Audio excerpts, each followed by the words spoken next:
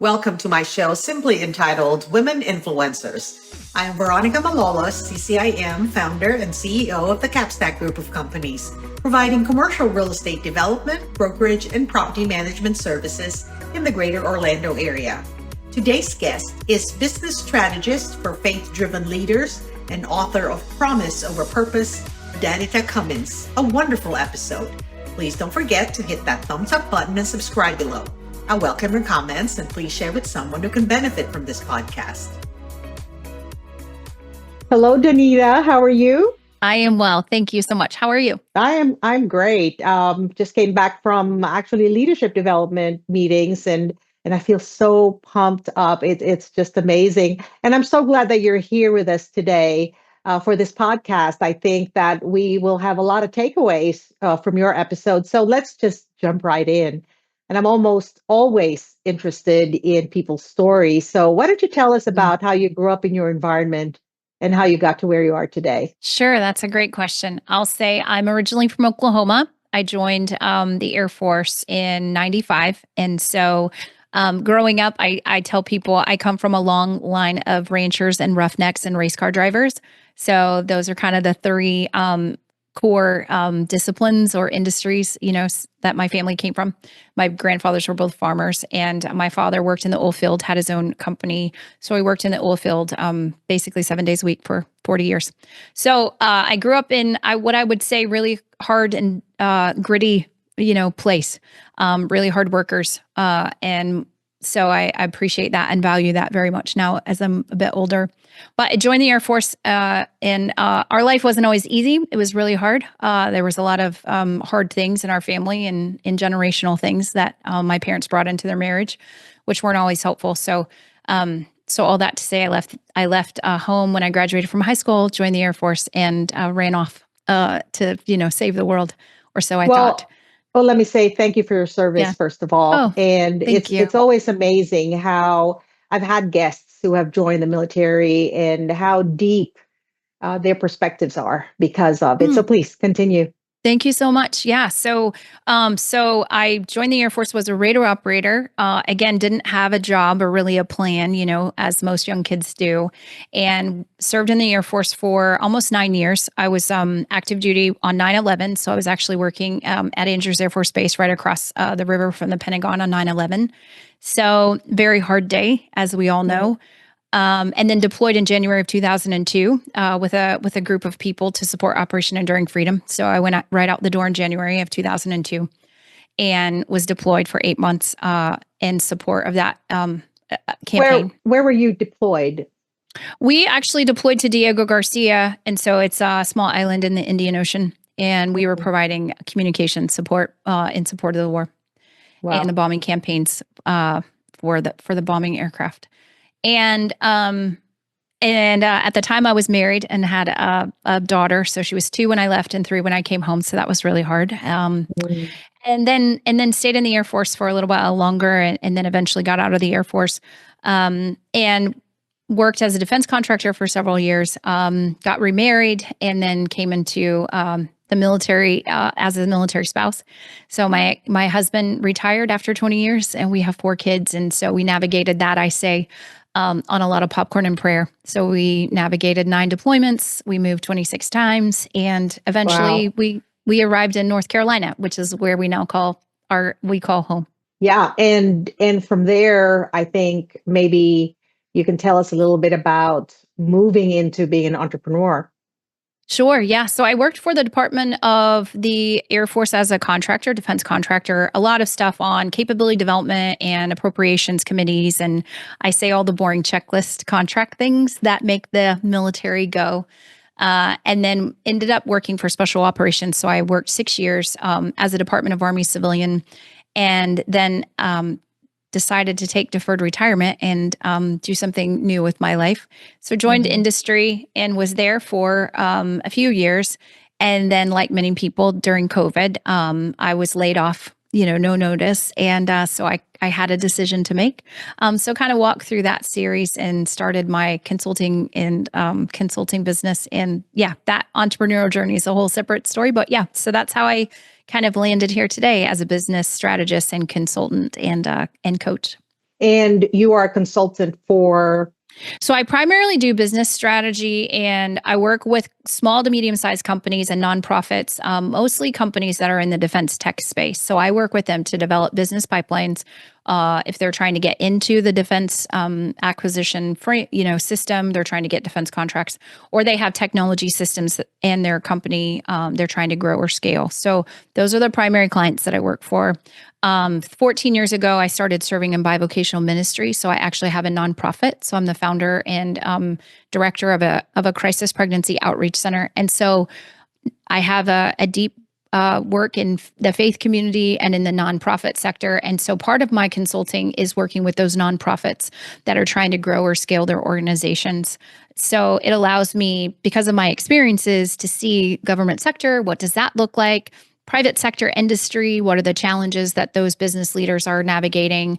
Nonprofit, faith-based organizations, what are those challenges? And you start to just see these common themes, right, from a leadership development and an organizational growth perspective. So what I offer is, as a strategist, is to come in and help them really look at their organizational growth strategy plan. What I find is most companies can come in and give you a strategy, but then it's really hard to implement that, right? So we have a gap. So nobody wants to spend thousands of dollars to have something on their shelf that looks really cute as a strategy, but then they can't execute on it. And so with my background in systems engineering and design and those kinds of things in the military, I'm able to kind of bridge that gap. So it's really mostly the defense tech or companies that are in that tech space where I thrive. I tell people, if you're in marketing if you're in manufacturing or textiles, I'm probably not the right person for you because I just don't have a deep background in that. Or like in your experience, like real estate, commercial, like that would not be my wheelhouse.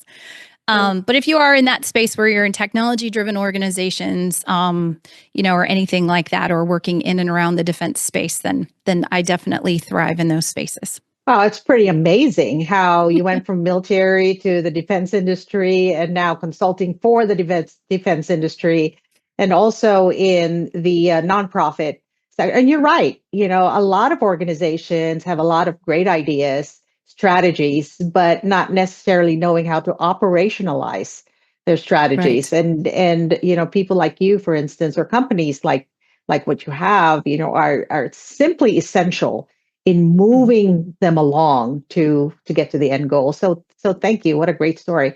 I wanted to Thank you. ask you if there was one challenge that came to mind that you overcame, and if you could share that, what would that be? Sure. I think, as I mentioned just previously, whenever I decided to take deferred retirement from the government, I'd been with and around the military space and the government for many years, over 2 decades at that point, and I wanted to do something different. So I left and went into industry and was working for an aerospace company. And with no notice, really 15 minutes notice, I got a Teams meeting and an invite to a virtual meeting and was let go. And the company was doing a massive reorganization, which most companies a lot were doing right during COVID, trying to figure out how do we do this thing in the virtual environment? How are we mitigating all of this risk to our people and to our businesses? And so that perfectly makes sense, and because I was the new person on the team, I had the least seniority. So of course my position was cut. But what that did was there was no plan and no notice. And I had just come off of a major surgery. So I was physically in a really hard, physical space. And so I just sat literally in my chair for, weeks because I was lost my job. I couldn't walk. It was really hard. And so my husband and I talked about it, and, faith is a big part of my life. So just prayer and journaling through that season, what are we going to do? And my husband said, well, you've always considered, this idea of starting a company or doing these things. So it's now or never.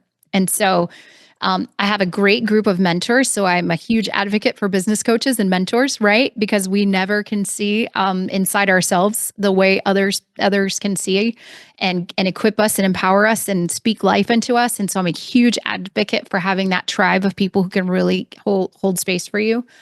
And that's what I did. I called 10 friends who had either started companies, who were consultants, who were, in the startup space, and people I just trusted, who I knew were going to speak truth to me, and I said, hey, this is what I'm thinking about doing. What do you think?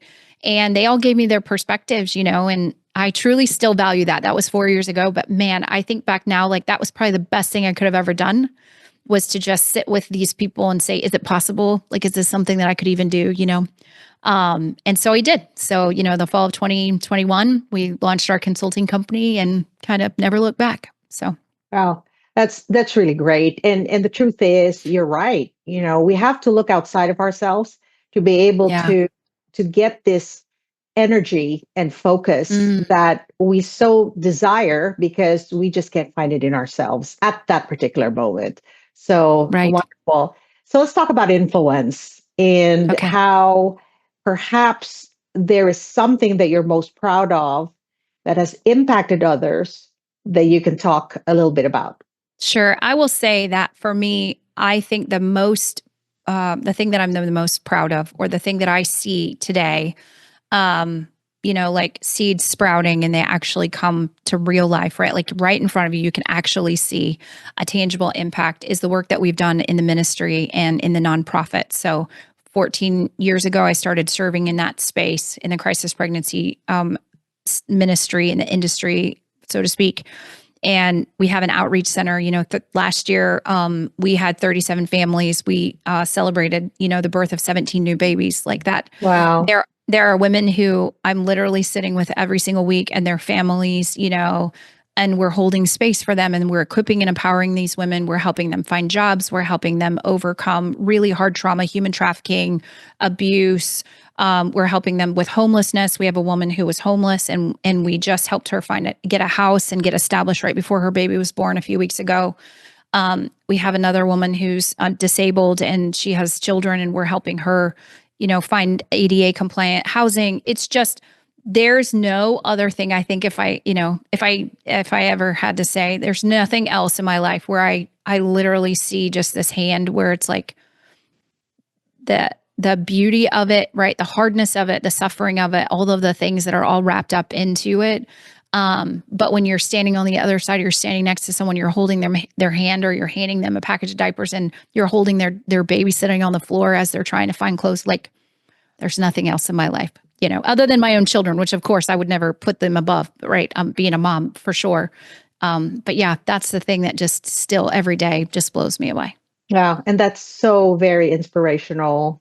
I totally just am in awe of these types of outcomes and impacts in our community because of people like you, and you're Mm. driven, uh, by that particular purpose.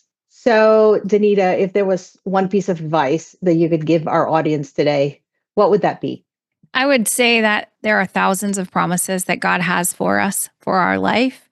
And the beautiful hope is living in those promises every single day. So I think that there's a mindset shift where we can recognize the promise is in front of us, that the promise is for us. And then we make our intent, we live a life of intention where we strive to live in and lead from those promises. Is such a powerful lesson that I've learned, in my own life. Yeah, and I love it. And the truth is that, again, going to the bigger picture, right? And that Right, God is there in our lives every day. right, And right. and how has that kind of lived out for you personally? Yeah. That's a great question. So I think when I first started, if I look back across my life, there are lots of seasons. Like we like to say, what is my purpose? Does this what is the purpose of this pain? We walk through these different seasons of our life, and we have these questions. And every human, I think, at some point will ask that question. What is my purpose? And so I've navigated that road, for four decades. And so as I've entered through my faith journey and I've seen these difficulties, or I've seen these hard things, I come back to these questions where we kind of put purpose in front of us, and it's almost in a very tangible thing that we want to be able to hold on to it, right? Like, what job should I have? What college should I go to? Should I have children, or should I go over here? Should I do this? And we do it as faith driven leaders all the time, right? Especially when we look at how we lead ourselves in our organizations, because we want to lead with the values that we hold, right? We want those values to be at the forefront of what we do and who we serve every day. So that's a beautiful thing. There's nothing wrong with it. But I think over time, for me, for specifically, it's like it started to get upside down. And so the quest for purpose started to be more about the quest than it was about living in the peace of today. Mm, And then as we see these hard things happen, like I lose one job and that job is not my purpose. It's just something I've done for a season, you know?